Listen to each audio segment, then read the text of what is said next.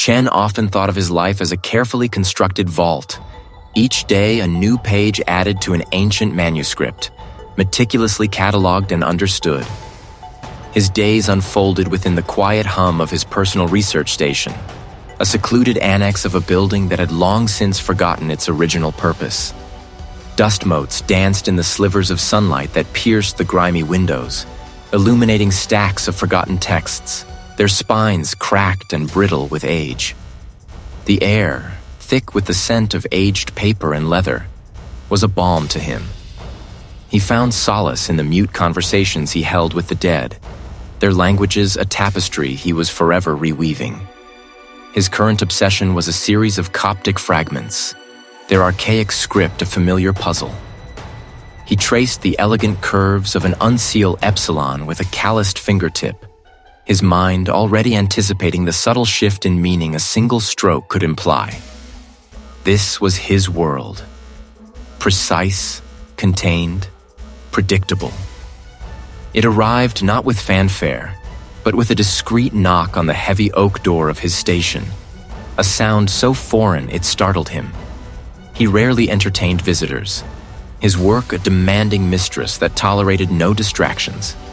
The caller, a precisely dressed representative of the Orphic Foundation, introduced himself with a quiet authority that belied his unassuming demeanor. He carried a slim, dark briefcase and an air of professional gravity that Chen found vaguely unsettling. The representative spoke of an unprecedented discovery, an ancient text unearthed from the ruins of a previously unknown monastery, high in a remote mountain range. He described the location with a detached reverence, painting a picture of sheer rock faces and perpetual biting wind. The monastery, he explained, had been swallowed by a landslide centuries ago, preserving its secrets in a tomb of ice and stone until now. What truly arrested Chen's attention, however, was the description of the text itself. The representative produced a series of high-resolution photographs, projected onto a portable screen he had set up with practiced ease.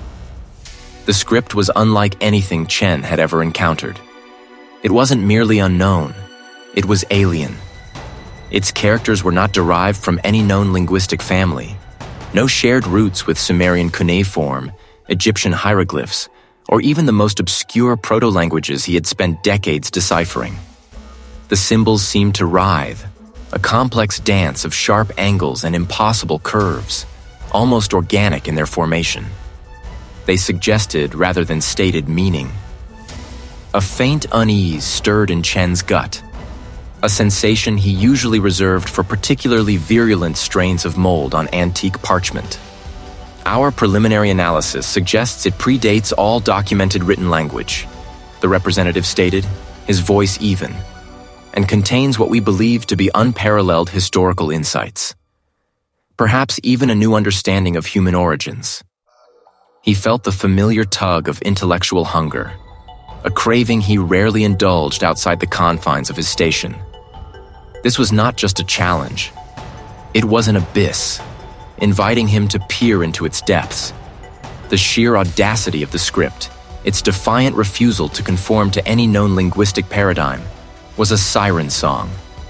He imagined the hours, the days, the months he could lose himself in its labyrinthine complexities.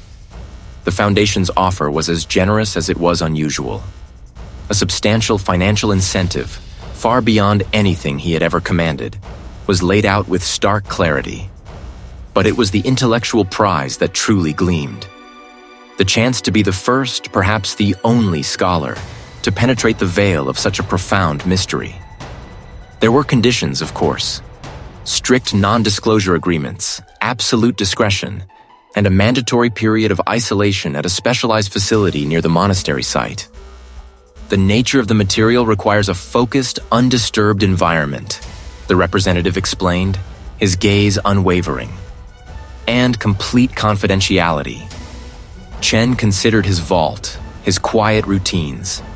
The thought of leaving it, of venturing into the biting wind of remote mountains, was a jolt. He was a creature of habit, a scholar of the static. But the images of the script pulsed in his mind, each impossible character a silent taunt. The exhilaration was the roar of intellectual conquest.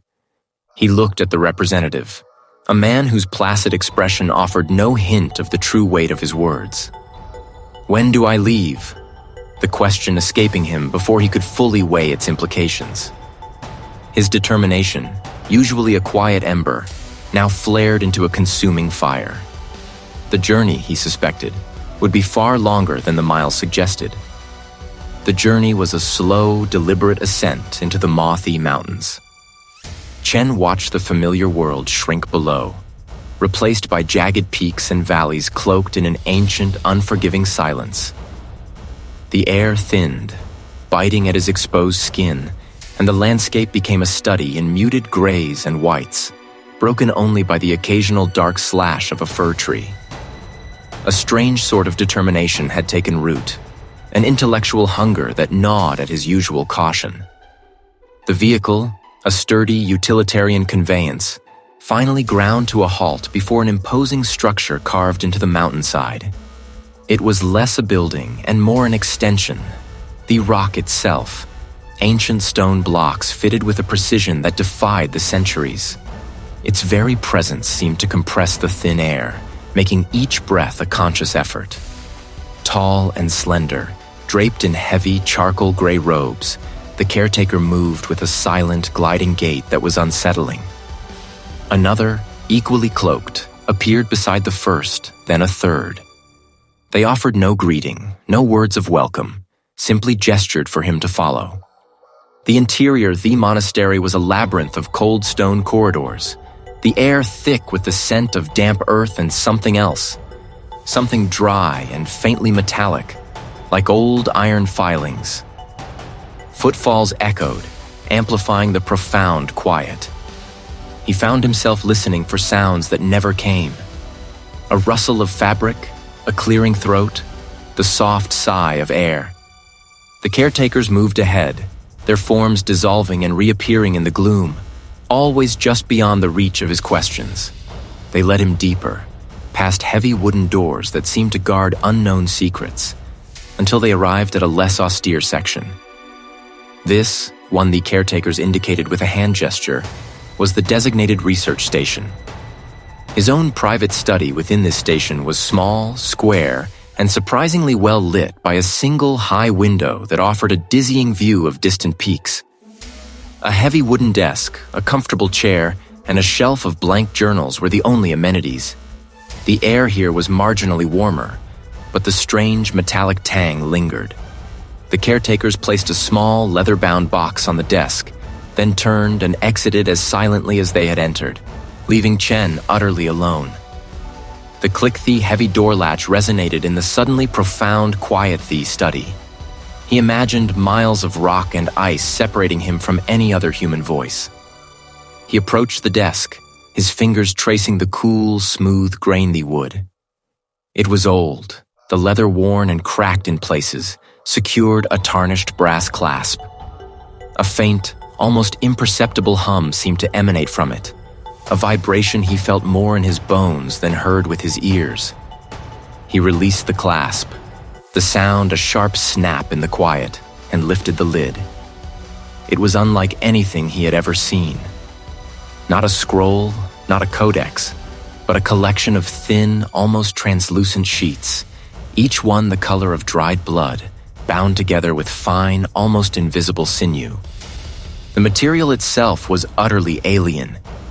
It seemed to absorb the light rather than reflect it, giving it a depth that was unsettling. When he reached for it, his fingers brushed against a surface that felt simultaneously slick and brittle, like old parchment and something organic. There was no paper, no vellum, no papyrus in its texture. It covered every inch of Tethys, a dense tapestry of characters that defied categorization. They were not hieroglyphs, nor cuneiform, nor any known pictographic language. They spiraled and interlocked, forming complex, almost fractal patterns. Each symbol seemed to shift at the periphery of his vision, as if alive, constantly rearranging its internal components. He leaned closer, his breath held. The lines were too perfect, too intricate to be drawn by a human hand. They were not merely ink on a page, They seemed to be part of the, etched into its very being. A faint, sweet scent rose from the open box, cloying and oddly reminiscent of ozone after a lightning strike. It prickled the back of his throat, a subtle irritant. He felt a tremor run through him, not of fear, not yet, but of an overwhelming, profound disorientation. This was not merely an ancient text. This wasl crafted by something utterly other, something that did not share humanity's understanding of form or meaning. The words themselves seemed to hum with an unheard frequenstant, insistent call. It was meant to be unraveled. And Hawasha one who would do it. A deep unease settled in his stomach, a premonition of something vast and terrible waiting just beneath the surface of the Aelithept. The transport, a rugged tracked vehicle built for the unforgiving terrain, finally deposited he at the base of the rest station. It was a utilitarian structure, all reinforced quasi and corrugated metal, clinging to the mountainside like a barnacle. Jagged rock faces loomed on three sides, and the fourth offered a dizzying vista of mist-shrouded peaks. A lone guard, bundled in heavy-duty cold-weather gear, met him, his face obscured by a hood and goggles, offering only a curt nod before gesturing towards an entrance sealed by a heavy blast door. Inside, the research station labyrinth of stark white corridors, humming with the low thrum of unseen generators and ventilation systems. The warmth was artificial, dry, and almost oppressive after the biting cold outside. His designated living quarters were Spartan: a narrow bed, a small desk, a single chair, and a cupboard. It felt less like a home and more like a cell, designed for function, not comfort. Adjacent to his room was the translation chamber, a larger space dominated by a robust, climate-controlled workstation. It was here, on a specially reinforced pedestal, Thawasancian text awaited him. The slab of stone was rough-hewn, surprisingly light for its apparent density, and cool to the touch. Its surface was covered in an intricate network of glyphs, each one alien, complex, and utterly unlike any script Chen had ever encountered in his extensive studies of dead languages. They were not merely symbols, they seemed to writhe, a dense tapestry of lines and curves that detoy categorization. He ran a gloved finger over a particularly intricate sequence, feeling the subtle raised texture. The very act of looking at them made his eyes ache, a phantom pressure behind his temples. He spent the first few days simply observing, cataloging, and digitizing the text with the specialized equipment provided by the Foundation. He meticulously photographed every inch, cross-referencing patterns, searching for any recurring motifs that might hint at a grammatical structure or a phonetic base. He ate the bland, pre-packaged meals delivered by a silent attendant, slept fitfully, and returned to the text with an almost obsessive drive. The world outside the research station ceased to exist. There was only the stone, the glyphs, and the mounting pressure to unlock their secrets. A subtle repetition, a sequence of 3 glyphs that appeared consistently at the start of what he theorized were discrete passages. It waney crack in the impenetrable wall, but it was wash. He felt a surge of triumph, a rush of perwuslexual exhilaration that momentarily eclipsed the crushing isolation. He scribbled furiously in his notebook, sketching out his preliminary findings, the stylus scratching against the paper, the only sound in the sterile chamber. It was during this initial flush of success, late one eve, was that the first crack in his perception appeared. It seemed to drift from the empty corridor outside the translation chamber, at a rush that sounded like a breath, or perhaps a dry leaf skittering across stone. Chen froze, his hand still poised over his notebook. He listened, straining his ears, but there was nothing. Only the low hum of the station's machinthi shook his head, dismissing it as the acoustics of the place, or perhaps the wind whistling through a poorly sealed vent. Fatigue, he told himself, was playing tricks. The next day, the occurrences became a little less ignorable. He stopped, his breath catching in his throat. He blinked, trying to clear his vision, but the image persisted, a ghost of an impression. His heart gave an uncomfortable lurch. He attributed it to the flickering lights, or perhaps a speck in his eye. Later that night, the unease solidified into something more tangible. He returned to his Hissen, his living quarters, to find his reading lamp, a heavy, old-fashioned brass model he'd brought Frohis, inexplicably shifted. It wasn't much, perhaps an inch or two to the left of where he'd left it, its base leaving a faint ring on the polished wood. He was meticulously tidy, almost pathologically so. He knew he hadn't moved it. He picked it up, replaced it precisely where it belonged, his fingers tracing the faint ring. He tried to rationalize it. A tremor, the building settling, perhaps even a draft. But the small, gnawing seed of doubt had taken root. He tried to push it away, to focus on the text, on the intellectual challenge it presented. He wan of logic, of reason, of verifiable facts. The research station, when Chen finally stepped inside, labyrinth of echoing corridors and low wattage lighting. Its reinforced concrete walls, stained with an indifferent damp, offered no comfort. He was led by a taciturn supervisor through a series of locked doors, each one whagged softly as it disengaged, to a small, Spartan room designated as his living quarters.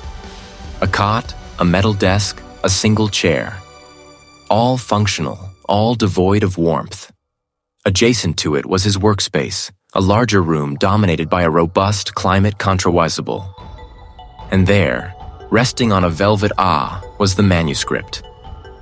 It was more unsettling in person than in Thay-resolution photographs he'd swaz. The script, a lattice of angular lines and unsettling curves, seemed to writhe even under the harsh overhead lights. Days blurred into a rhythm of meticulous decipheto cross-referencing glyphs, of attempting to map the alien syntax onto known linguistic structures. The air, recycled and faintly metallic, was his constant companion, punctuated only by the occasional distant thrum of unseen machinery. He found himself increasingly withdrawn, the work consuming his waking hours and then, insidiously, his sleep.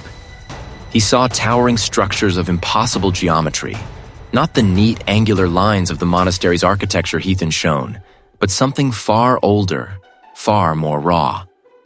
As the weeks wore on, the text yielded its secrets with a grudging slowness, Ikak through feeling less like a triumph and more like the loosening of a binding. He began to understand the language's internal logic, its unique way of encoding meaning, and with that understanding came the first waking hallucinations. He'd blink, and it would be gone, leaving behind only a faint metallic aftertaste and a prickle of unease on his scalp. But then they grew bolder.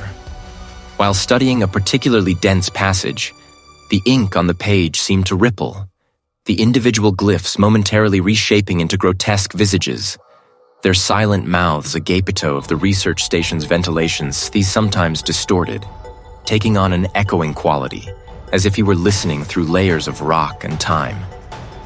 Chen felt an icy tendril tracing his spine, the sheer implication of it making the hair on his arms stand on end.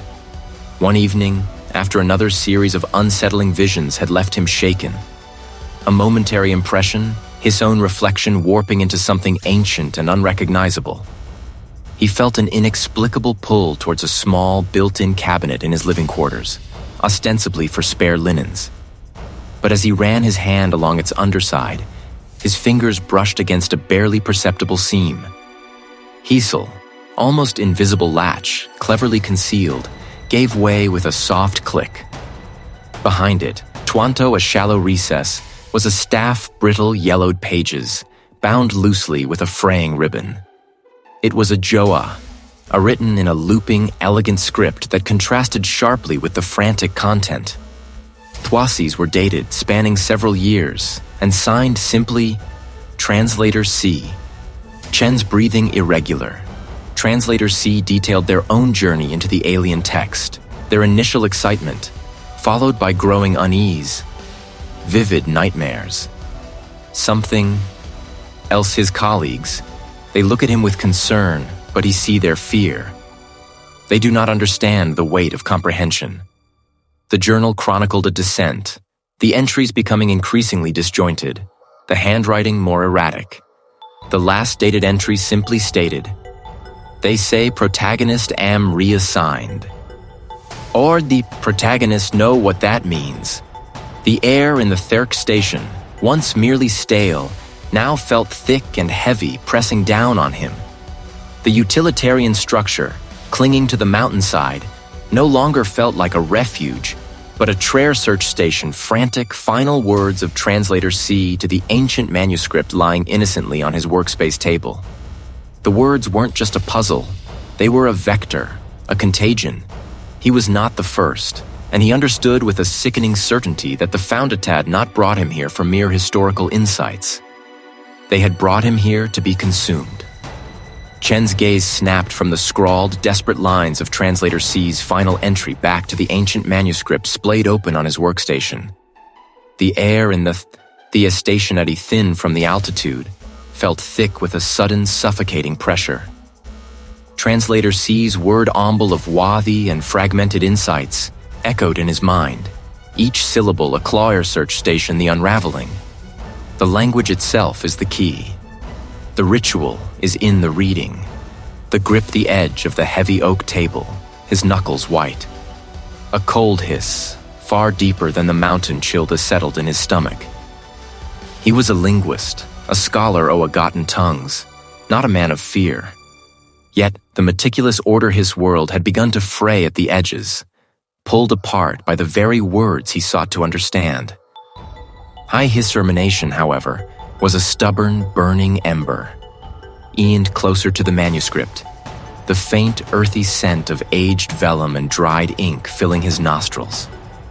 The script, once merely challenging, now seemed to pulse with a faint internal light, an optical trick born of exhaustion and, He ignored the lammy film on his skin, the slight tremor in his hands, and forced his eyes to Toneslater C had mentioned specific passages. A warning about the turning of the page. He remembered a series of glyphs, distinct from the historical accounts he'd been translating, theheized initially dismissed as esoteric poetic flourishes. Now he revisited them, his linguistic mind, despite the encroaching panic, seeking patterns, connections. The low hum of the research station's life support system, usually a comforting drone, now sounded like a distant macaque growl. Outside, the wind whipped against the reinforced windows, a mournful lament. He traced a finger along a particularly intricate line of scree-searchture of the vellum felt strangely alive, almost warm beneath his touch, a faint vibration seeming to pass from the fee into his fingertips. The symbols, alien and unsettling, began to coalesce. His mind, trained to find meaning in chaos, pieced together the fragments. That a historical account, nor a forgotten myth. This was something else entirely. The words began to describe a process, a slow unfolding. Not of events, but of being. The text spoke of a presence that lay dormant, tethered to the very fabric of meaning. It described comprehension itself as a catalyst, the act of understanding as a key, and language as a conduit. The horror wasn't something that would do something. It was something that became, through the very act of its decipher, as the truth solidified in his mind. The research station him seemed to warp. He blinked, and it was gawassing only the mundane reality of the room. He could taste something metallic on his tongue, like old pennies, cloying and unpleasant. He pushed further his determinatio, High's need for absolute clarity. Research Claire Search Station him. The next passage, agonizingly slow to translate, detailed the awakening. It described how the entity, formless and ancient, would begin to manifest as the threads of understanding were drawn taut. It spoke of how the comprehender would become the vessel, the bridge between its realm and theirs. A faint, almost imperceptible shift in his peripheral vision made him jerk his head to the left. Only the unyielding wall of the research station felt it. A distinct pressure, as if something incredibly vast had momentarily leaned against the membrane of reality. the metafaint in his mouth intensified. Mohis into something bitter, like ash. The implication of the text now laid bathathed over him with the forresearchal wave. The research stationists, each working on sections, each unknowingly contributing to a larger whole. They weren't behezen scholars seeking historical insights. They had brought him here not to translate a relic, but to activate a mechanism. They intended to harness this horror, to unleash it, perhaps even to control it. He wasn't just translating a text. He was participating in a ritual, the final unwitting component. A sharp, scraping sound washed from the far end of the research station's sealed entrance to the deeper mountain passages. It sounded like something heavy being dragged across Conchthuet and guttural. Chen froze. His breath catched his throat. This wasn't a trick of the mind. The air grew heavy, thick with an unseen presence, pressing air in him, stealing the very oxygen from research and the entire their search station, Wathianger just in the text. He gripped the edge of the heavy Othello, his knuckles white.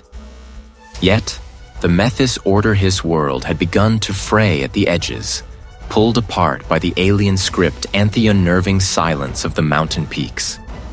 He pushed away text table, the scrape of the chair echoing too loudly in the confined space his translation room within, the statistationally a fortress of logic and etymology.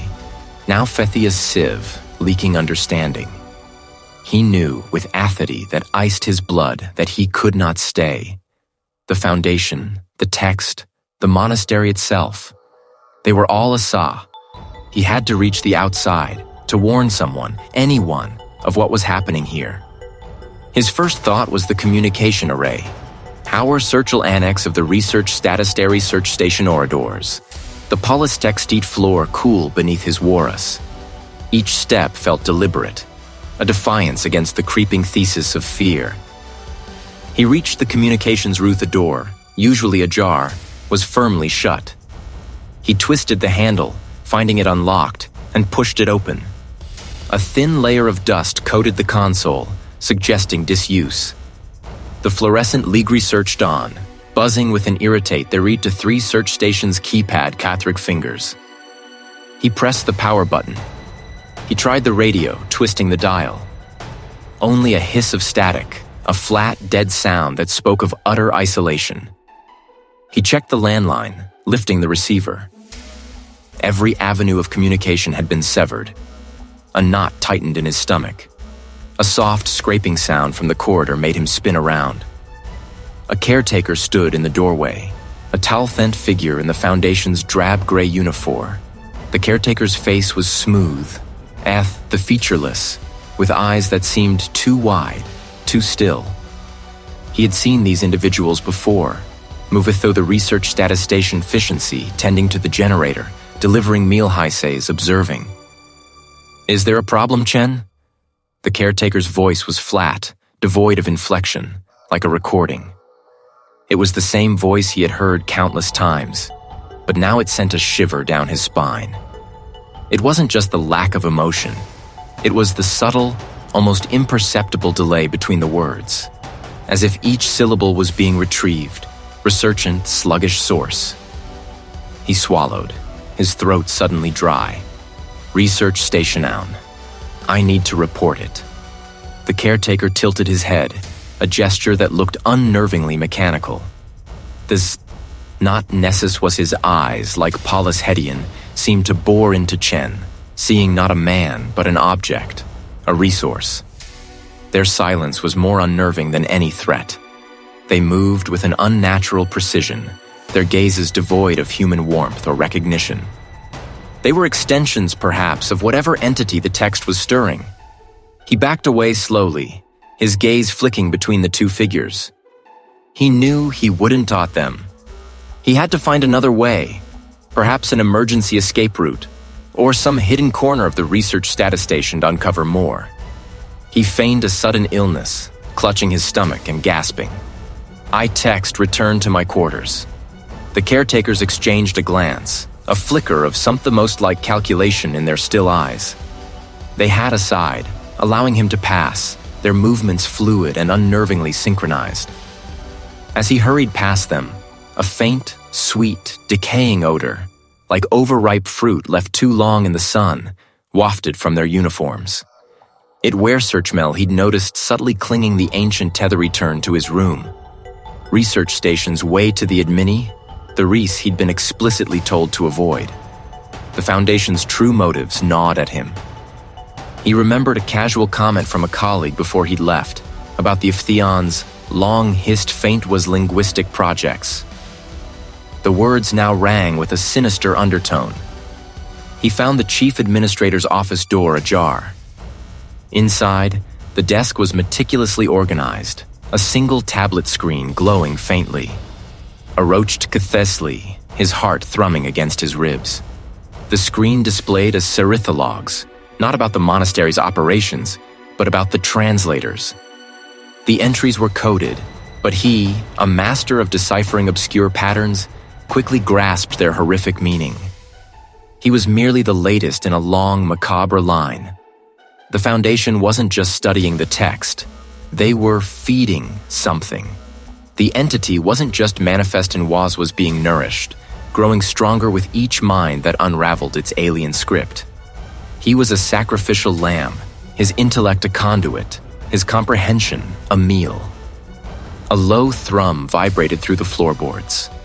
At wet sound, like something squelch wasoli, began text from the walls themselves. He pressed his palm against the concrete.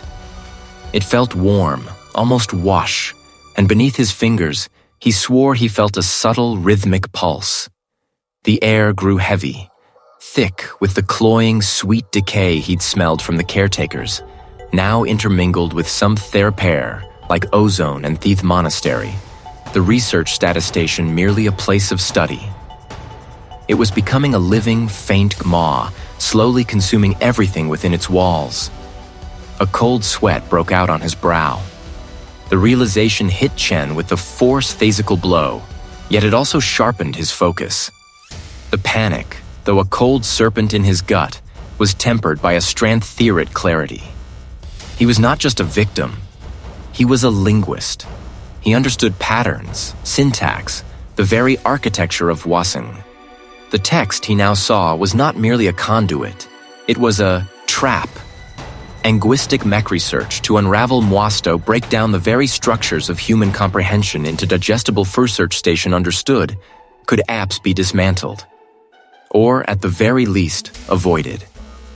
The air in the sterile room felt dense, charged.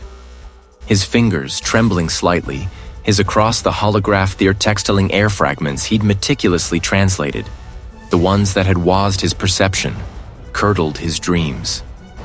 The entity fed on meaning, on the unraveling of it. Each piece of the text understood, each alien concept absorbed, served as a nutrient. But what if the meaning could be corrupted? What if it could be rendered inert, or even toxic, to the thing that consumed it? His gaze fell upon a particular-occurring glyph, a complex ideogram that he had previously translated as revelation, or unveiling. Hiaverit's pull strongest, its capacity to dissolve the boundaries, his reality. Text saw it differently. It wasn't just revealing, it was consuming. And then, a flicker of an opposing pattern. Tucked away in the margins of the crumbling parchment, almost overlooked, were smaller, less ornate symbols. He had these them as scribal errors or decorative flourishes, but they hadrid with a subtle, almost mathematical regularity, Al-Wahadr the most potent of the Retheon glyphs. He zoomed isolating one. It was a knot, an entanglement, a deliberate obfuscation, not an absence wasning, but a ria of it. The ancient monks, he realized with a jolt that sent SS down his spine, hadn't just been victims. They had learned, as through terhadrial and error, how to mute the text's potency, how to create linguistic static that would starve the entity Rathia feed it. It wasn't a counterspell, it was a counter-syntax, a deliberate act of anti-comprehension. His Paiwasgan to form, a desperate, half-mad gambit. He wouldn't translate the remaining text. Hald used the monk's own words, their forgotten obfuscations, to create a barrier, not around himself, but within the text itself. He would render it unreadable, toxic, a poisoned meal for the consuming presence. It was a race, their time, against his own sanity, against the inevitable approach of the Foundation's Enforwas. A sudden grating scrape echoed from the hallway side the research station. He froze, his blood cooling in his veins. The sound was too heavy, too deliberate to be a mere settling of the monastery's ancient timbers. He heard a low text fling, like a great beast hecking for a scent. He knew the caretakers, the silent figures who patrolled the corridors. Always owasung, rarely speaking. They had seemed human, if unnervingly quiet. Now, the sound that emptied from the hall was anything but human. He gripped a heavy, steel-bound translation slate from his desk, its weight oddly comforting in his palm. The door to the research station stationed with a heavy magnetic lock, but he Catharel the research so hisk massive pressing against it. A low growl vibrated through the metal, a sound like gravel churning in a deep well. The magnetic seal shrieked, the door bent inward, a deep fire peering in the reinforced alloy. It twitched. Testa caretakers in retracteta scrambled back, knocking over his chair.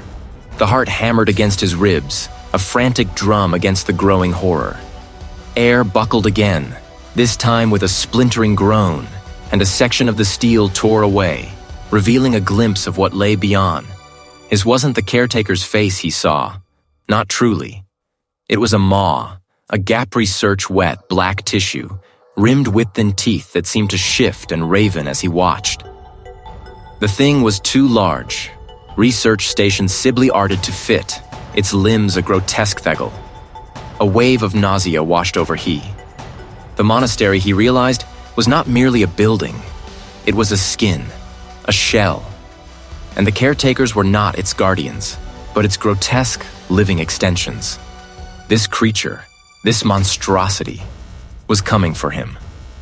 As the door tore Furthia's frame, groaning in protest, the very walls of Waze's search station, the smooth gray surfaces of the console flickered, showing impossible geometric patterns for a split-sec caretaker's sta normal. The ceiling above him sagged imperceptibly, then snapped back, a faint, unsettling thump. The entity was not just growing, it was warping. The whirl wasn't it, untheg the physical laws of the monastery, their plan, desperate, the was his only hope. The cold sweat had dried, leaving a clammy film on Chen's skin, but the chilling realization remained. Caretakers he marrow his bones. He was not a scholar on the cusp of a groundbreaking discovery. He was merely the latest in a grotesque lineage. Each mind theorealistic fee, the Foundation wasn't studying, researchy were cultivating a hunger, nurturing something ancient, was asked with very act of wasihin their acrifice. Wasting until now research station manifeant it was being gorged. Grow as wronger with it, the meaning pulled from the abyss of the alien ska. A low thrum vibrated through the floor of the research station. Swa's imperceptible hum that had once been a comforting sign of distant machine. Rout now felt like the pulse of a massive dormant beast. He pushed himself away from text, the notin still glowing with the half-translated glyphs. His fingers trayed, not from fear, but from a deathless surge of resolve. He would not be the final offering. He would not complete the meal. He knew where the manuscript, the Trawas-touched source, lay in the secuary at the lowest level of the research station chamber accessed only by the director and a select few. It was a faux thane to protect the relic, but Chen, now unvary, it was a cage fatherled, holding back a floodgate that his own intellect was dangerously close to opening. The corridors were unnervingly quiet. He saw a Kaliga half-empty course urchin resting precariously on a notepad. Imphales that screamed of a world he was about to lose, or sather heavy, reinforced door to the vault re-research station served the director inputting Kuna's times. His fingers there bleed across the keypad. He blinked, focusing, picturing the sequence. In the center of the room, encased in a transparent reinforced the original manuscript. The pages, thick and brittle, where Cove was the sprawlithant, utterly alien script. He approached the research, his breath catching in his throat. The heart of the storm. He saw the faint, almost perceptible shimmer etheria distortion in the air, as if the very light waver search stations through. He placed Thend against the cool, smooth surface other ion met his, the resonance that seemed to travel directly airb there passing flesh and muscle. It was the hum of the entity, Naram Thethereg's machinery, but from within, the text health. He pulled a small, portable translation device from his pocket, a bespoke tool he'd brought the research Statafingers to work. He powered it on, its small screen a defiant blue against the gloom. He didn't intend to complete the translation, but to find the fulcrum textical point where the language shifted from mere information to active theody warping power. His eyes scanned the pages, searching hish recurring glyphs, the structural patterns he'd come to recognize as anchors. He focked a particularly intricate passage in the center of the manuscript, a dense cluster of symbols that had all wow assisted full into teaming to shift Anfain figure even on the digital screen.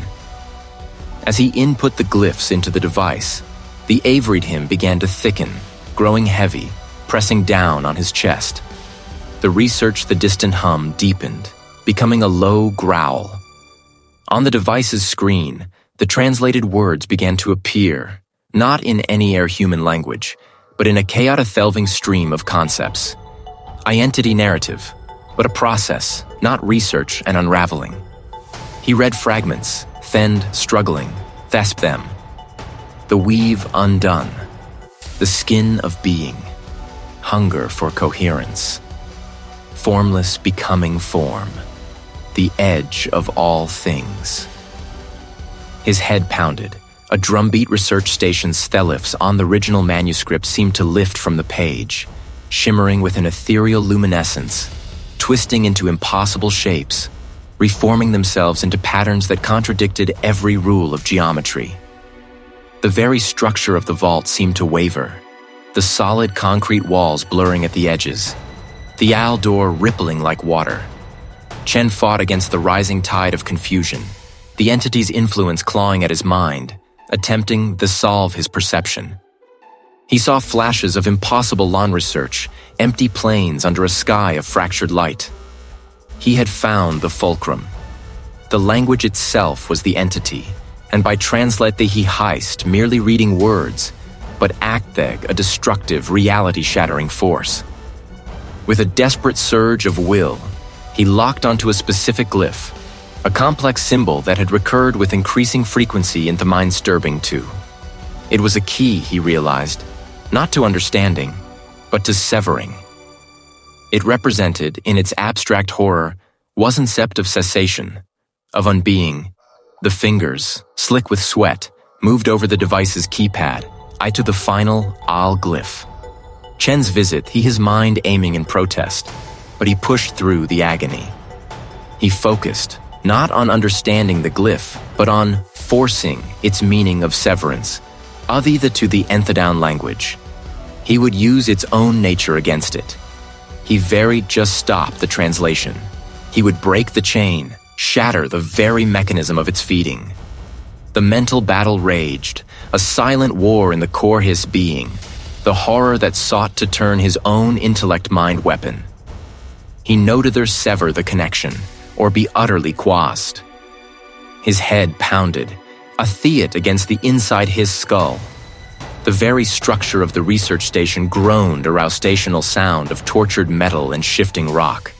The air vented a low, resonant thrum, like a vast, unseen engine winding itself to an unbearable pitch.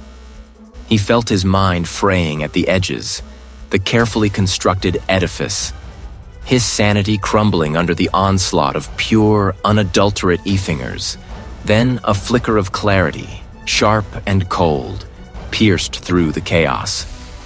It wasn't the understanding of the text that was the danger. It was the acti comprehensia alf, the forging of connectherhi imposition of order onto the alien script that fed the encroaching horror.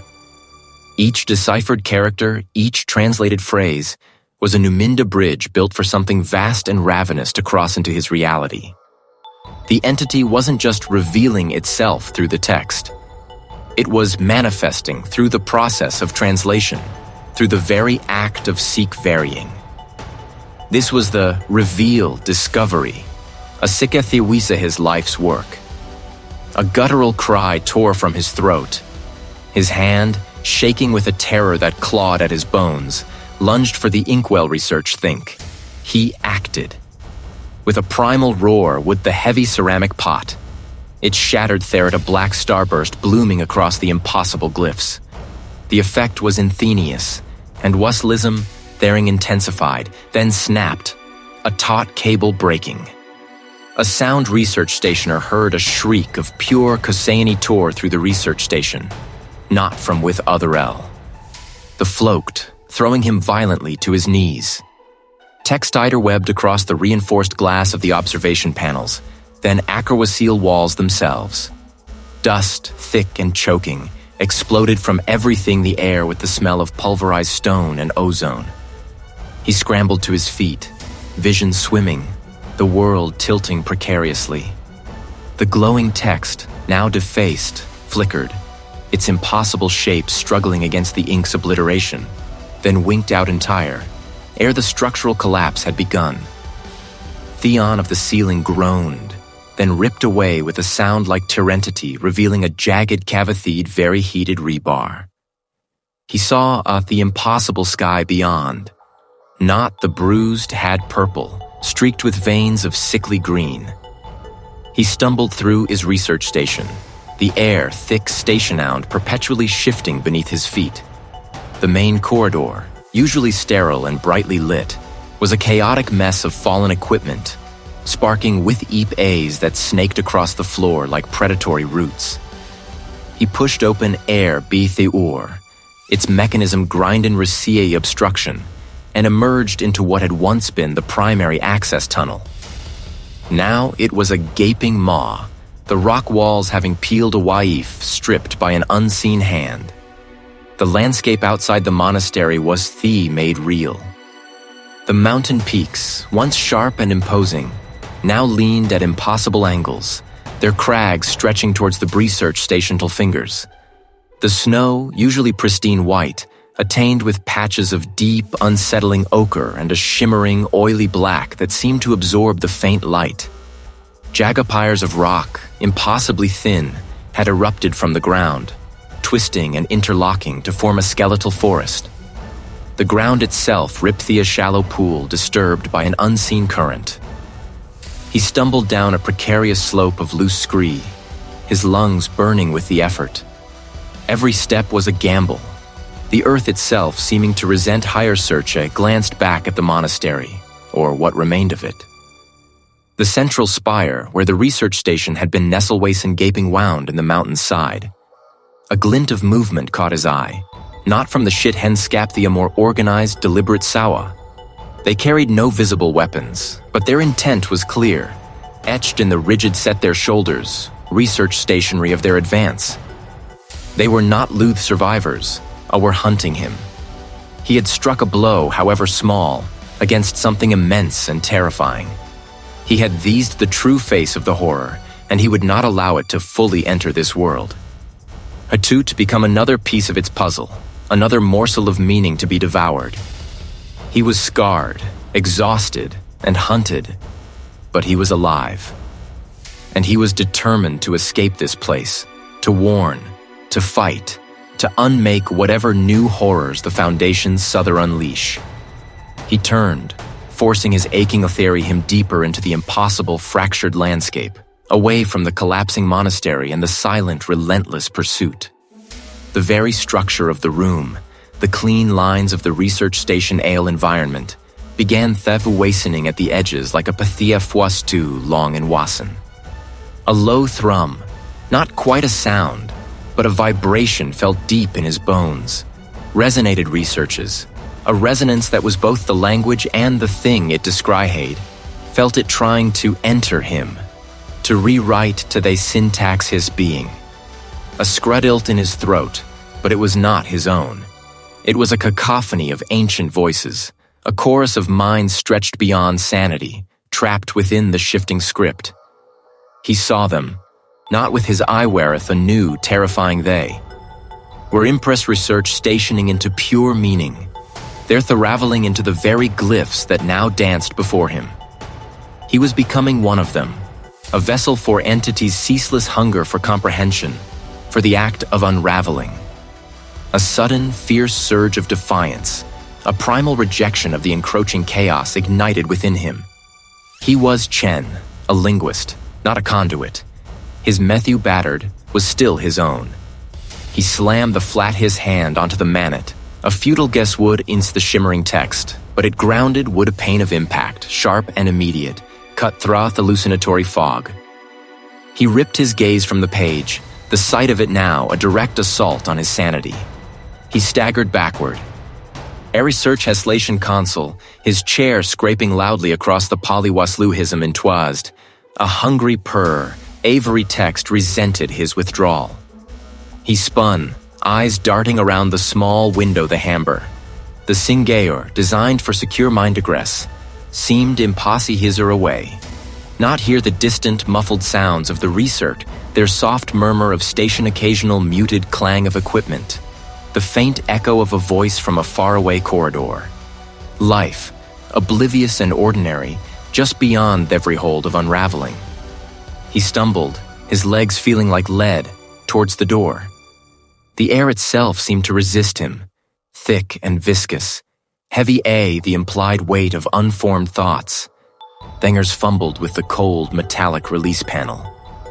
It clicked, but the heavy steel dothened stubbornly shut, locked from the outside.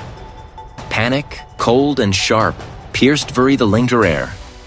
He slammed his fist against the panel, a desperate anima theriaund in Thayet room. Again Thane, until his knuckles ached. The glyphs on the table, pult heater, motex stum. He could almost feel the entity's amusement, its patient, ancient hunger. Then, a flicker of movement in the corner his eye. Thek, impossibly fine, spiderwebbed across the surface, branching like the veins in an ancient leaf. It wasn't a structural flaw. It was Formith the watched, mesmerized by the horror, the lines deepened. Bekamithis like cracks, and more like a nascent script, echoing the patterns on the manuscript. It was Thiel manifestation, a bleed-through from the language itself. A low groan emanated from Hisal, a sound of stressed material, or perhaps the hing else trying to break the. He launched himself at the wall, research door. He clawed at the growing fissure, tores finding purchase on the rough, crumbling edges. The material, once solid, now felt strangely brittle, like a baked clay. He pulled, grunting with effort, ignoring the pain as shards of unknown composite material cut into his palms. It was a passage that shouldn't exist in a modern research station. He squaffed the region rough, cold stone. The Passathisted, a cramped, claustrophobic tunnel, smell research station mething else, something profoundly old. He didn't know where it led, but it was away from the text, away for their influence. He could still feel the hum, though, kuch the hayas, a wasm echo of the impossible thee. He felt with thiping from an unseen ceiling splattering onto his face. The tunnel opened abruptly into a cavernous thee and echoing Louise the Thimmer of light from somewhere above. It was a forgotten underground bunker, a hidden layer beneath the research station, a relic of some earlier station endeavor by the Foundation. He found a ladder, rusted and precarious, leading upwards. He climbed, each rung a protest against his weight, his muscles screaming. He gasped, sucking in lungfuls of clean, pine-scented air. But the freedom was a lie. Hacked at his hands, aughts on his palms, anger bleeding, but etched with faint, almost invisithins twasmic thieves. He looked the pine the hair needles theying with an unnatural iridescence. They were fingers in a vast, indifferent fabric, and through them, he could now perceive the ghost of impossible text, the subtle, terrifying architecture of a reality that always be ways, hidden beneath the mundane. The world was not the same. He had unraveled the language, and in doing so, the language had unraveled him. The entity was three. It was not confined to the manuscript. It was in tear, in the silent spaces between words, in the very structure of perception. He had merely opened could to it. He began to walk, away from the research stowus, away from the silent station. But he was't the just he, the linguist. He was a survivor. Theut als therer of a terrifying truth. Of the fragment of the cosmic horror now subtly underpinned his every breath. The knowledge was a burden, a permanent stain on his mind, and the world, once a place of order and metherias, now a kaleidoscope of silent screams and aiding patterns, forever seen through a different, horrifying lens. Was mine the their search, swas not in aught could the wera research, the vri hishi sentite the research station, there.